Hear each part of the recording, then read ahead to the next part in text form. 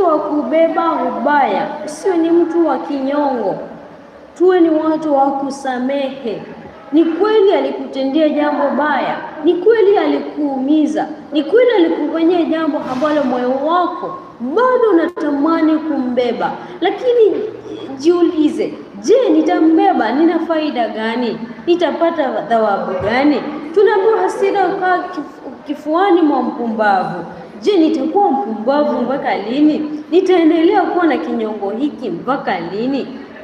Jifunze kusamehe, jifunze kuachia, jifunze kutoa. Ni kweli alikuumiza, lakini haitakusaidia. Utakuwa unambeba rohoni, utakuwa unaumiza moyo wako bure kwa kumbeba, kwa kumwonea uchungu. Kila ukimuona unasikia roho inakupasuka mara mbili, unasikia umeshtuka kwa sababu umemuona. Hautamani hata kumuongelesha, hautamani hata wale wako karibu na yeye, hautamani kuwaongelesha.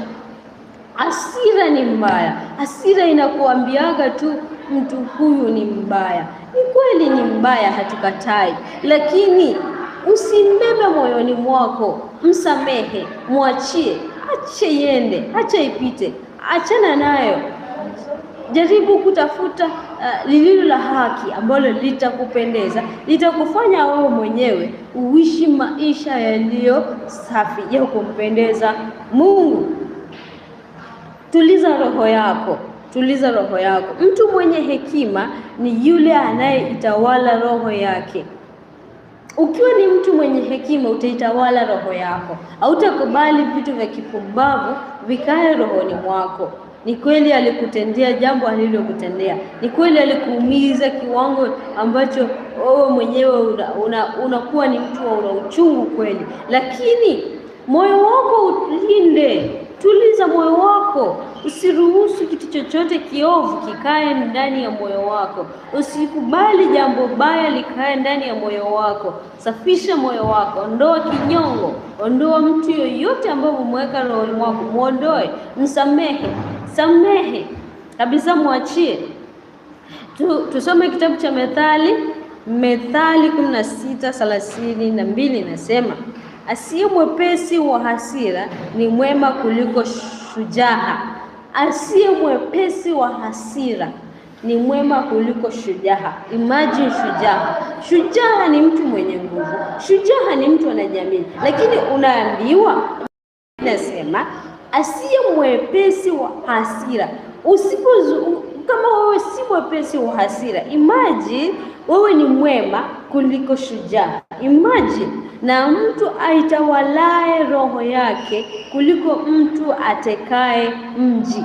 Wewe unaitawala roho yako, au ruhusu vitu vya kipumbavu, au ruhusu kinyongo ndani mwako, au ruhusu mtu yoyote kukaa moyoni mwako, au ruhusu jambo bovu, jambo ovu likae moyoni mwako. Ni mtu ambaye usioweka hasira moyoni mwako. Wewe si mwepesi wa hasira. Jambo hilo limekukujia likiwa zito kweli, lakini haujaweka hasira moyoni mwako. Umelipokea kama jambo la kawaida, unalisuluhisha kama jambo la kawaida, unaliweka lile jambo kama ni jambo tu la level moja. Moyo wako unautawala, unaambiwa aitawalahe roho yake.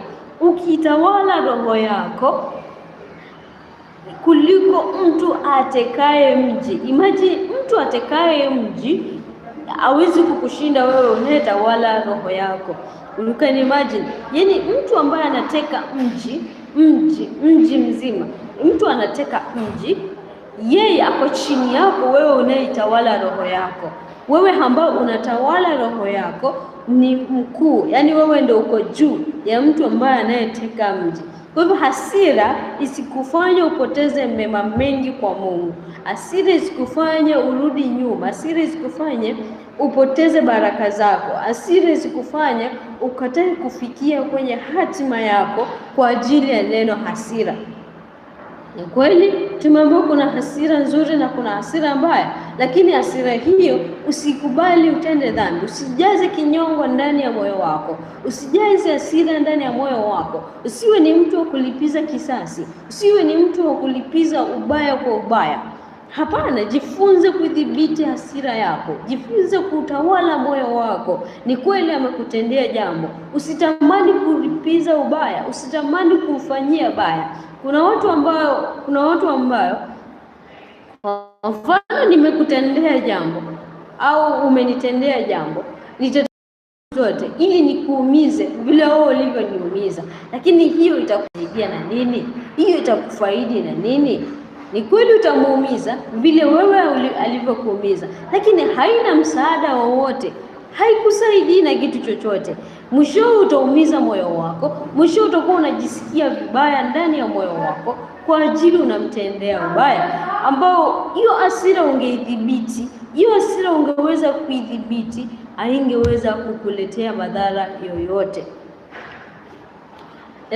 Twende tukasome hatari ya hasira isiyodhibitika. Hatari ya hasira isiyodhibitika. Kuna hatari nyingi za hasira isiyodhibitika. Usipokuwa mtu wa kudhibiti hasira, usipokuwa ni mtu wa kuzuia hasira yako, basi kuna hatari nyingi. Kuna hatari nyingi ambazo zitakupata. Kuna hatari nyingi ambazo zitakupata wewe mtu usiyeweza kuidhibiti hasira yako. Katika mtazamo wa Biblia ni kubwa mno, kwani haiharibu tu mahusiano yako na watu, bali pia inaharibu uhusiano wako na Mungu. Hasira inapokosa breki au kudhibitiwa, inageuza kuwa sumu ya kiroho. Hasira yako isipodhibitiwa, usipoidhibiti hasira yako, inakuwa sumu ya kiroho. Roho yako unaiweka sumu kwa ajili ya hasira. Hasira haimpendezi Mungu. Hasira ukaa kifuani mwa mpumbavu. Kuna hatari kuu ambazo Biblia inazitaja. Kuna hatari kuu ambazo Biblia inazitaja kuhusu hasira isiyodhibitiwa. Hasira isiyodhibitika inafanya akili izime na hisia zinatawala. Biblia inatuonya kuwa hasira ya kibinadamu mara nyingi haileti matokeo ya haki yanayotoka kwa Mungu.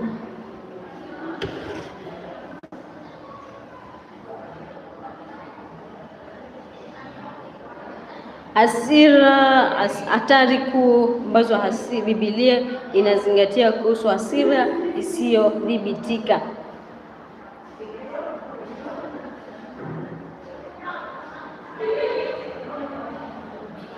Inafanya utende dhambi bila kukusudia. Hasira inafanya utende dhambi bila kukusudia. Unajikuta umetenda dhambi. Manake hasira isiyodhibitika ni hatari kubwa sana. Itakupelekea kujikuta unatenda dhambi kwa ajili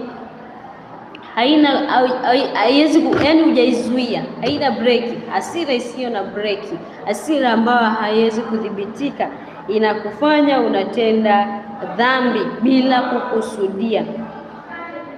Hasira isiyodhibitika inafanya akili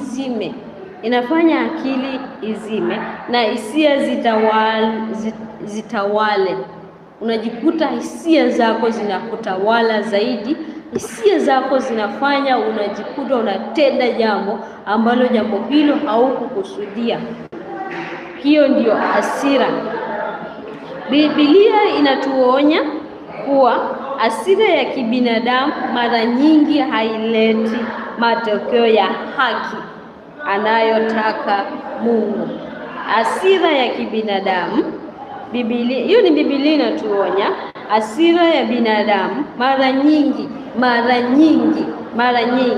haileti matokeo ya haki anayotaka Mungu. Kuna matokeo ya haki ambayo Mungu anayahitaji kutoka kwetu.